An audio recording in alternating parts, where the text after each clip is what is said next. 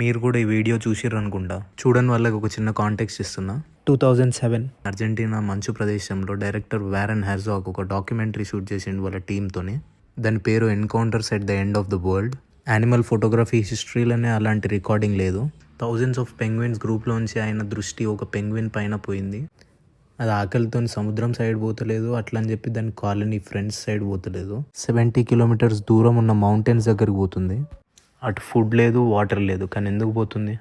ఇదే క్వశ్చన్ అందరికి వచ్చింది. డాక్టర్ యానిలీ ఏం చెప్పిండంటే, దాన్ని రివర్స్ తీసుకొచ్చి వాళ్ళ కాలనీ ఫ్రెండ్స్తోని ఫుడ్ దగ్గర పెట్టినా కూడా అది అక్కడ ఉండదు, మళ్ళీ 70 కిలోమీటర్స్ పోయి మౌంటైన్స్ దగ్గరనే ఉంటుంది. ఇదే beyond the pleasure principle by Sigmund Freud. He divided human behaviour into 2 forces, Eros and Thanatos. Eros force is for lighter instinct individuals and Thanatos force drives to death. It takes you to the complete silence. ఈ theory is not to frighten you, but life itself is an achievement. Penguin స్టోరీలో Thanatos force గెలిచింది. Life కష్టం 100% right, కానీ ఆ స్ట్రగుల్సే లైఫ్ని interesting, beautiful చేస్తాయి.